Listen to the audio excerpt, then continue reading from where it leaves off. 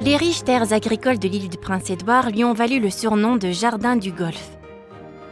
À la baie de Malpec, des fermes longent le littoral et des champs descendent en pente jusqu'à l'eau.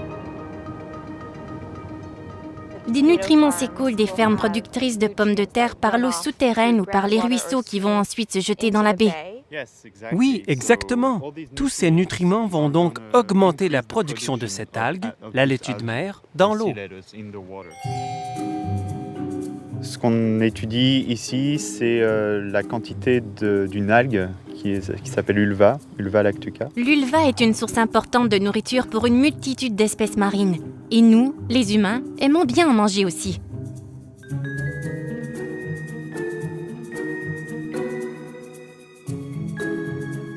Je vais donc prendre ces grosses pinces.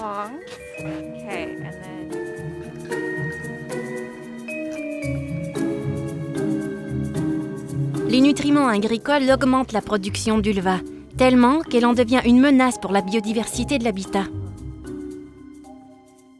On essaie de comprendre, de quantifier, de mettre des nombres, des valeurs sur cette croissance et quels impacts elle va avoir sur les autres composants du système.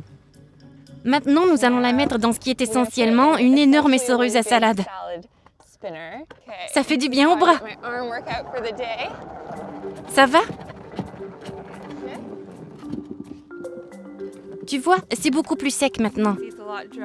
On place toute cette laitue de mer dans un sac pour pouvoir la peser. Cette algue, quand elle grandit, elle prend des nutriments qui sont présents dans l'eau. Ces nutriments sont ensuite plus disponibles pour des espèces d'algues beaucoup plus petites, microscopiques, qui servent de nourriture pour les huîtres, pour les moules. Il semble y avoir des moules ici. Différentes espèces d'algues ici. Il y a aussi des huîtres. Et beaucoup de très petits escargots. Quand cette algue à la fin de l'automne, va se dégrader, va être grignotée par toute une série d'organismes dans l'eau, toute cette activité va consommer de l'oxygène. Et cette activité de dégradation, elle peut aller à un tel point que l'oxygène présent dans l'eau diminue très fortement. On parle alors d'hypoxie et tous les poissons, les crabes, les différents coquillages qui vivent ici, quand ils n'ont pas d'oxygène, ils sont mal en point. Et quand il y a trop d'ulva, ça peut aussi empêcher d'autres espèces comme la zostère marine de s'installer. Quand cette algue se développe, elle peut complètement recouvrir toutes les espèces qui se trouvent en dessous, sur le fond. Ça peut être problématique pour par exemple la zostère qui a besoin de lumière pour se développer. Et la zostère marine est essentielle parce que c'est une espèce qui crée des habitats et qui aide au maintien de la biodiversité de la baie.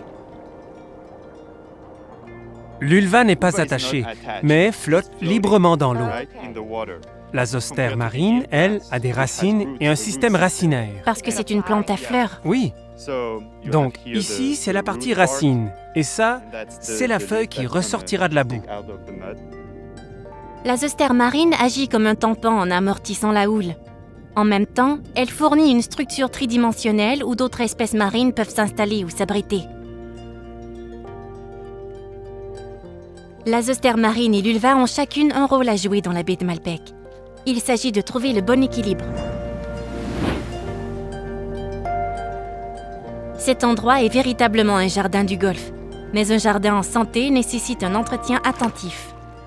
Je trouve que cet environnement est vraiment spécial parce qu'il est très dynamique et je trouve ça très intéressant et puis en plus c'est assez joli alentour et puis quand il pleut pas, quand tout va bien sur le bateau, qu'il n'y a pas de problème, c'est vraiment sympa comme travail.